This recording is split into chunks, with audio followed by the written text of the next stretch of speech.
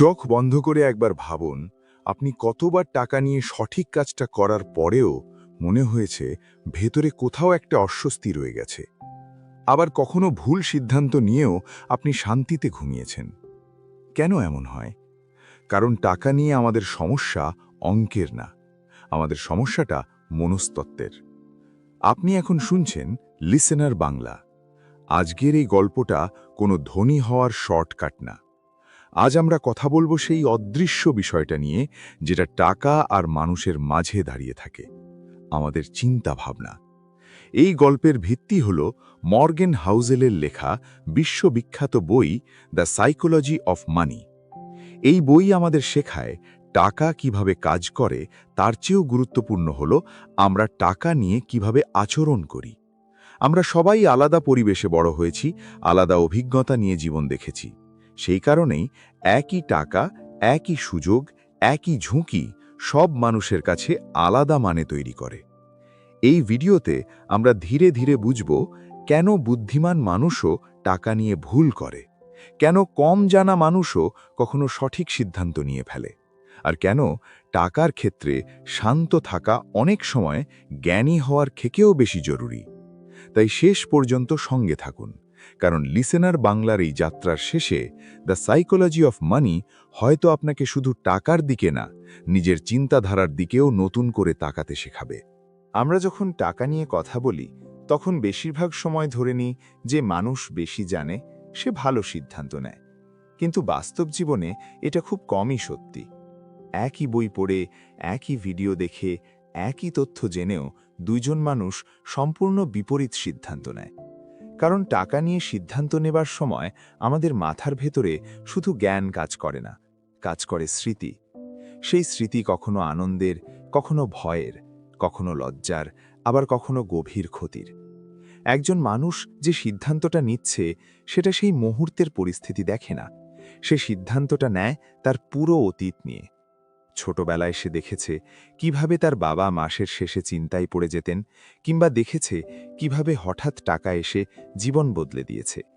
এই ছোট ছোট দৃশ্যগুলো আমাদের মাথার ভেতরে একটা নীরব বিশ্বাস তৈরি করে দেয়, টাকা মানে কি, আর টাকা হারানো মানে কতটা বিপদ। এই জন্যই কেউ টাকা জমাতে গিয়ে নিজেকে কষ্ট দেয়, আবার কেউ টাকা খরচ করতে গিয়ে ভবিষ্যৎ ভুলে যায়। বাইরে থেকে দেখলে মনে হয় একজন খুব হিসেবি, আরেকজন খুব বেপরোয়া, কিন্তু বাস্তবে দুজনেই নিজের ভয় থেকে, নিজের শেখা থেকে কাজ করছে। কেউ শিখেছে টাকা হারালে সব শেষ, কেউ শিখেছে ঝুঁকি না নিলে কিছুই হবে না। লেখক এই অধ্যায়ে একটা খুব গুরুত্বপূর্ণ কথা বলেন। টাকা নিয়ে মানুষ সাধারণত বোকা নয়, তারা শুধু আলাদা বাস্তবতার মধ্যে বাস করে।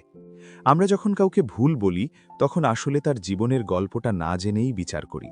কিন্তু যদি তার অভিজ্ঞতা আমাদের মতো হতো, আমরাও ঠিক একই কাজ করতাম। ভাবুন, দুইজন মানুষ একই বাজারে বিনিয়োগ করেছে। বাজার পড়ে গেল, একজন শান্ত, আরেকজন আতঙ্কিত। বাইরে থেকে দেখলে মনে হবে একজন বুদ্ধিমান, আরেকজন দুর্বল। কিন্তু ভেতরে ঢুকে দেখলে বোঝা যাবে আতঙ্কিত মানুষটা আগেও সব হারিয়েছে। তার মাথায় টাকা পড়ে যাওয়া মানে শুধু সংখ্যা কমা না, মানে আবার সেই পুরনো কষ্ট ফিরে আসা। আর যে শান্ত আছে সে কখনো বড় ক্ষতি দেখেনি, তাই তার কাছে এই পড়ে যাওয়া সাময়িক। এই অধ্যায়ে আমাদের শেখায় তথ্য মানুষকে বদলায় না, অভিজ্ঞতা বদলায়। আপনি যতই কাউকে বোঝান লং টার্মে সব ঠিক হয়ে যাবে, যদি তার ভেতরে ভয়ের স্মৃতি বসে থাকে সে সেই কথা শুনবে না। কারণ ভয় যুক্তির চেয়েও শক্তিশালী। আর এখানেই আসে সবচেয়ে বিপজ্জনক জায়গা। আমরা অন্যের অভিজ্ঞতাকে নিজের জীবনে কপি করতে চাই। কেউ ঝুঁকি নিয়ে সফল হয়েছে দেখে আমরা ভাবি আমরাও পারব, কিন্তু আমরা ভুলে যাই তার ক্ষতি সহ্য করার ক্ষমতা আর আমাদের ক্ষমতা এক নয়। টিকে থাকার ক্ষমতাই আসলে সবচেয়ে বড় সম্পদ। কারণ যে মানুষ টিকে থাকতে পারে সে সময়ের সঙ্গে সঙ্গে শিখে যায়। এই অধ্যায় ধীরে ধীরে আমাদের চোখ খুলে দেয়। টাকা নিয়ে বুদ্ধিমান হওয়া মানে সবচেয়ে বেশি রিটার্ন পাওয়া না, মানে এমন সিদ্ধান্ত নেওয়া যেগুলো নিয়ে আপনি দীর্ঘ সময় শান্ত থাকতে পারেন। কারণ যে সিদ্ধান্ত আপনাকে রাতে ঘুমোতে দেয় না, সেটা যতই লাভ দিক শেষ পর্যন্ত আপনাকে দুর্বল করে দেয়। এখানে আরেকটা গভীর সত্য উঠে আসে। আমরা প্রায়ই নিজেদের সিদ্ধান্তকে যুক্তি দিয়ে সাজাই, কিন্তু আসলে সিদ্ধান্তটা আগেই আবেগ দিয়ে নেওয়া হয়ে যায়। পরে আমরা যুক্তি খুঁজি, যেন নিজেকে বোঝাতে পারি আমি ভুল করছি না। এই কারণেই মানুষ বারবার একই ভুল করে, কারণ সে নিজের আচরণের উৎসটা চিনতে চায় না। এই অধ্যায় আমাদের শেখায় নম্রতা। টাকা নিয়ে নম্র হওয়া মানে নিজের সীমা মেনে নেওয়া। আপনি সব জানেন না, আপনি সব নিয়ন্ত্রণ করতে পারবেন না, আর এটা মেনে নেওয়াই আসল শক্তি। কারণ যে মানুষ নিজের দুর্বলতাকে চিনতে পারে, সে নিজের জন্য সঠিক পথ বেছে নিতে পারে। সবচেয়ে গুরুত্বপূর্ণ শিক্ষা হল, টাকা নিয়ে সাফল্য মানে অন্যদের চেয়ে এগিয়ে থাকা না। টাকা নিয়ে সাফল্য মানে নিজের অতীতের সঙ্গে শান্তিতে থাকা, নিজের ভয়ের সঙ্গে লড়াই না করে তাকে বুঝে নিয়ে সামনে এগোনো। এই অধ্যায় শেষ হবার পর যদি আপনার মনে প্রশ্ন আসে যে আমি কেন টাকা নিয়ে এমন করি, তাহলে এই অধ্যায় তার কাজ করেছে। কারণ একবার যদি আপনি নিজের আচরণকে প্রশ্ন করতে শুরু করেন, সেখান থেকেই সত্যিকারের পরিবর্তন শুরু হয়। আমরা যখন টাকা নিয়ে চিন্তা করি, তখন প্রায়ই একটা প্রশ্ন মাথায় আসে, আমি ঠিক কাজটা করছি তো? এই প্রশ্নটাই আমাদের সবচেয়ে বেশি ভুল পথে নিয়ে যায়। কারণ আমরা ঠিক কাজ বলতে বুঝি যেটা অন্যদের কাছে ঠিক মনে হয়। কিন্তু টাকা নিয়ে সবচেয়ে বড় সত্য হল, যেটা অন্যের জন্য ঠিক সেটা আপনার জন্য ভুল হতে পারে। আর এই অধ্যায় ঠিক এখান থেকেই শুরু হয়। মানুষ ভাবে বেশি বুদ্ধিমান হলে টাকা নিয়ে ভুল হবে না, কিন্তু ইতিহাস বলে সবচেয়ে বেশি ক্ষতি হয়েছে বুদ্ধিমান মানুষদের হাতেই। কারণ তারা নিজের বুদ্ধির ওপর অতিরিক্ত ভরসা করেছে। তারা ভেবেছে তারা পরিস্থিতি নিয়ন্ত্রণ করতে পারবে। কিন্তু টাকা এমন একটা জিনিস যেটা পুরোপুরি নিয়ন্ত্রণে থাকে না। এখানে ভাগ্য, সময় আর অপ্রত্যাশিত ঘটনা এমনভাবে ঢুকে পড়ে যেগুলো কেউ আগে থেকে হিসাব করতে পারে না। এই অধ্যায়ে লেখক আমাদের শেখান, টাকা নিয়ে সফল হবার জন্য সবচেয়ে জরুরি গুণটা জ্ঞান না, সাহস না, ধৈর্য। কারণ সময় এমন একটা শক্তি যেটা চুপচাপ কাজ করে। আপনি যখন কিছু করছেন না, তখনও সময় আপনার হয়ে কাজ করে যাচ্ছে। কিন্তু সমস্যা হলো, আমরা সময়কে সহ্য করতে পারি না।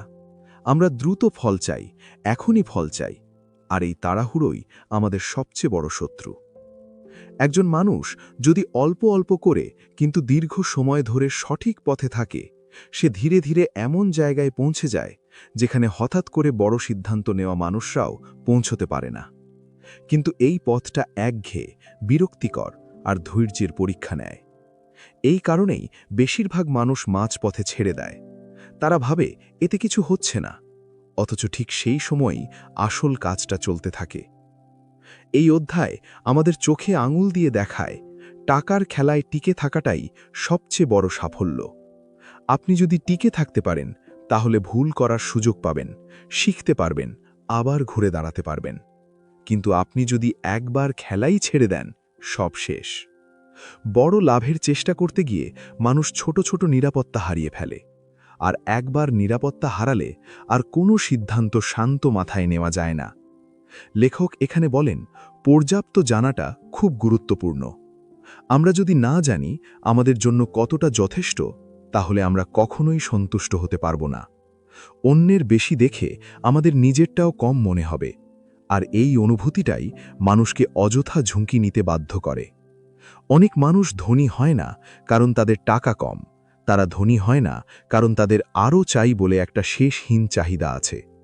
এই অধ্যায় ধীরে ধীরে বোঝায়, টাকা আপনাকে কতদূর নিয়ে যাবে সেটা আপনার বুদ্ধি ঠিক করে না, আপনার লোভের সীমা ঠিক করে। যে মানুষ জানে সে কোথায় থামবে, সে অনেক আগেই জিতে যায়।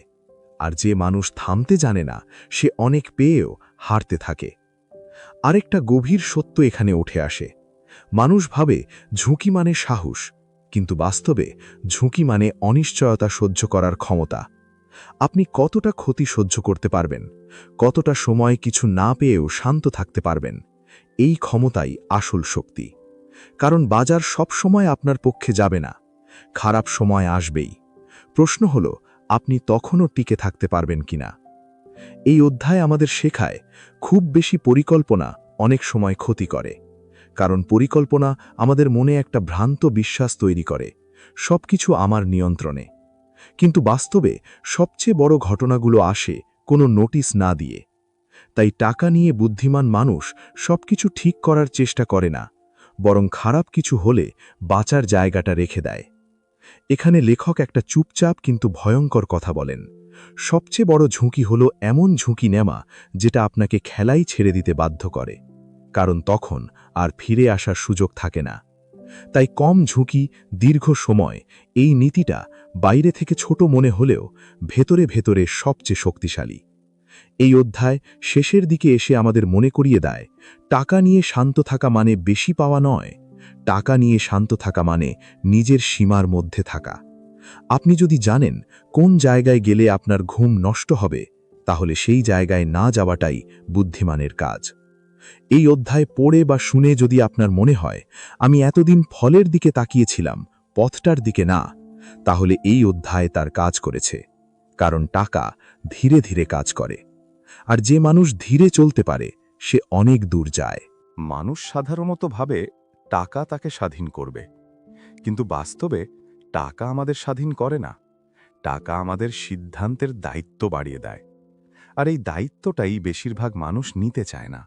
কারণ স্বাধীনতা মানে নিজের সিদ্ধান্তের ফল নিজে বহন করা। এই অধ্যায় ঠিক এখান থেকেই শুরু হয়, টাকা কিভাবে আমাদের জীবনকে নিয়ন্ত্রণ না করে আমাদের হাতে নিয়ন্ত্রণটা তুলে দিতে পারে। লেখক এখানে খুব সাধারণ কিন্তু গভীর একটা কথা বলেন। টাকা দিয়ে সবচেয়ে মূল্যবান যে জিনিসটা কেনা যায় সেটা বিলাসিতা না, সেটা স্বাধীনতা। সকালে উঠে কাউকে জবাবদিহি না করা, নিজের সময় নিজের মতো করে ব্যবহার করা, এমন সিদ্ধান্ত নেওয়া যেগুলো আপনার জীবনের সঙ্গে মানানসই, এই স্বাধীনতার কোনো দাম হয় না। কিন্তু আমরা প্রায়ই টাকা খরচ করি এমন জিনিসে যেগুলো আমাদের স্বাধীনতা কমিয়ে দেয়। আমরা এমন গাড়ি কিনি, এমন বাড়ি বানাই, এমন জীবন দেখাই যেটা অন্যদের চোখে বড় লাগে, কিন্তু এর বিনিময়ে আমরা নিজের সময় বিক্রি করে দিই। আমরা ভবিষ্যতের স্বাধীনতার বদলে বর্তমানের স্বীকৃতি বেছে নিই, আর এই বদলটা এত ধীরে হয় যে আমরা বুঝতেই পারি না আমরা আসলে কি হারাচ্ছি। এই অধ্যায়ে আমাদের শেখায় ধনী দেখানো আর ধনী হওয়ার মধ্যে আকাশ পাতাল তফাত। যাকে আপনি ধনী মনে করেন তার বেশিরভাগ সম্পদই চোখে দেখা যায় না, কারণ সত্যিকারের সম্পদ হলো সেই টাকা যেটা আপনি খরচ করেননি, যেটা চুপচাপ আপনাকে নিরাপত্তা দেয়। কিন্তু মানুষ এই সম্পদকে মূল্য দেয় না, কারণ এটা প্রদর্শন করা যায় না। আমরা সামাজিক স্বীকৃতির জন্য এমন খরচ করি যেগুলো আমাদের আসল লক্ষ্য থেকে দূরে নিয়ে যায়। অন্যদের সঙ্গে পাল্লা দিতে গিয়ে আমরা নিজের জীবনের গতি হারিয়ে ফেলি। এই অধ্যায় ধীরে ধীরে বোঝায়, অন্যের খেলার নিয়মে খেললে আপনি কখনোই জিততে পারবেন না, কারণ সেই খেলায় শেষ বলে কিছু নেই। এখানে লেখক আরেকটা ভয়ঙ্কর সত্য তুলে ধরেন। আমরা প্রায়ই টাকার সঙ্গে নিজের পরিচয় জুড়ে দিই। কত আয় করি, কি ব্যবহার করি, কোথায় থাকি, এই সব কিছু দিয়ে আমরা নিজেকে মাপতে শুরু করি। আর যখন টাকার পরিমাণ কমে যায়, তখন মনে হয় আমাদের মূল্যও কমে গেছে। এই চিন্তাটা মানুষকে ভিতর থেকে দুর্বল করে দেয়। এই অধ্যায় আমাদের শেখায়, টাকার কাজ হলো আমাদের জীবনকে সাপোর্ট করা, আমাদের জীবনকে প্রমাণ করা না। আপনি কতটা শান্ত, কতটা স্বাধীন, কতটা নিরাপদ, এই জায়গাগুলোই আসল মাপকাঠি। কিন্তু সমাজ আমাদের শেখায় উল্টোটা। সমাজ শেখায় দেখাও, বোঝাও, প্রমাণ করো। আর এই চাপটাই মানুষকে শেষ না হওয়া দৌড়ে নামিয়ে দেয়। লেখক বলেন, টাকা দিয়ে আপনি ভবিষ্যৎকে পুরোপুরি নিয়ন্ত্রণ করতে পারবেন না, কিন্তু আপনি ভবিষ্যতের জন্য জায়গা বানাতে পারেন। সেই জায়গার নাম হল নমনীয়তা। যখন জীবন হঠাৎ মোড় নেয়, তখন যারা নমনীয় তারা ভাঙে না, আর যারা সবকিছু শক্ত করে বেঁধে রাখে তারা ভেঙে পড়ে। এই অধ্যায় ধীরে ধীরে একটা প্রশ্ন আমাদের সামনে এনে দেয়, আপনি আসলে কি চান? অন্যদের প্রশংসা না নিজের শান্তি? কারণ দুটোই একসঙ্গে খুবই কম আসে। আপনি যেটাকে বেছে নেবেন সেটার মূল্য আপনাকেই দিতে হবে। আর এই মূল্যটা আপনি আগে দেবেন না পরে, এই সিদ্ধান্তটাই আপনার জীবনের দিক ঠিক করে দেয়। সবচেয়ে শক্তিশালী লাইনটা এখানে লুকিয়ে আছে। স্বাধীনতা মানে সবকিছু ছেড়ে দেওয়া না। স্বাধীনতা মানে যেগুলো আপনার জন্য জরুরি না, সেগুলোকে ছেড়ে দেওয়ার সাহস। আপনি যত কম জিনিসের প্রয়োজন বোধ করবেন, আপনি তত বেশি স্বাধীন হবেন। এই অধ্যায় শেষের দিকে এসে আমাদের চোখে আঙুল দিয়ে দেখায়, টাকা নিয়ে সফল হওয়া মানে সমাজের চোখে বড় হওয়া না। টাকা নিয়ে সফল হওয়া মানে নিজের চোখে ছোট না হওয়া। আপনি যদি নিজের সিদ্ধান্তের সঙ্গে শান্ত থাকতে পারেন তাহলে আপনি অনেক আগেই জিতে গেছেন। এই অধ্যায় শেষ হওয়ার পর যদি আপনার মনে হয় আমি এতদিন অন্যদের দেখানোর গিয়ে নিজের জীবনটা ভুলে যাচ্ছিলাম, তাহলে এই অধ্যায় তার কাজ করেছে। কারণ টাকা শেষ পর্যন্ত আমাদের চরিত্রটা প্রকাশ করে দেয়, আর চরিত্রটাই ঠিক করে দেয় টাকা আমাদের জীবনে আশীর্বাদ হবে না বোঝা। এই পুরো যাত্রাটা যদি মন দিয়ে শুনে থাকেন তাহলে হয়তো এখন আপনার মাথায় একটা ছোট কিন্তু গুরুত্বপূর্ণ প্রশ্ন ঘুরছে, আমি আসলে টাকা দিয়ে কি চাই? আরও জিনিস, না একটু বেশি শান্তি? কারণ এই বইটা আমাদের একটাই কথা বারবার মনে করিয়ে দেয়, টাকা কোনো লক্ষ্য না, টাকা একটা মাধ্যম। আমরা এতদিন ভেবেছি টাকা বেশি হলে জীবন ঠিক হয়ে যাবে, কিন্তু সত্যিটা হলো টাকা শুধু আমাদের আসল চেহারাটা বড় করে দেখায়। আপনি যদি আগে থেকেই অস্থির হন, টাকা আপনাকে আরও অস্থির করবে। আর যদি আপনি ভেতরে শান্ত হতে শিখে যান, টাকা আপনাকে স্বাধীনতা দেবে। এই গল্পগুলো আমাদের শেখায় ধীরে চলা কোনো দুর্বলতা না, বরং ধীরে চলার সাহসটাই সবচেয়ে বড় শক্তি। অন্যদের সঙ্গে তুলনা না করে নিজের সীমা মেনে নিয়ে নিজের গতিতে এগোনো, এই পথটাই শেষ পর্যন্ত মানুষকে নিরাপদ রাখে। আপনি কতটা আয় করেন, কতটা সম্পদ আপনার আছে, এই প্রশ্নগুলোর উত্তর একদিন বদলে যাবে। কিন্তু আপনি কতটা শান্তিতে ঘুমান, কতটা স্বাধীনভাবে সিদ্ধান্ত নিতে পারেন, এই উত্তরগুলোই আসল সম্পদ হয়ে থেকে যাবে। আজ যদি এই গল্পটা আপনার ভাবনায় একটু নড়াচড়া তৈরি করে, তাহলে এখানেই এই যাত্রার সার্থকতা। কারণ বড় পরিবর্তন সবসময় হঠাৎ আসে না, বড় পরিবর্তন আসে নীরবে, চিন্তার ভেতর দিয়ে। আপনি শুনছিলেন লিসনার বাংলা। যদি এই গল্পটা আপনার জীবনের সঙ্গে কোথাও মিলে যায়, তাহলে নিজের মতো করে ভাবুন, তাড়াহুড়ো করবেন না। কারণ টাকার সঙ্গে সবচেয়ে সুন্দর সম্পর্কটা গড়ে ওঠে তখনই যখন আমরা তাকে আমাদের জীবন চালাতে দিই, জীবনটা শাসন করতে না দিই।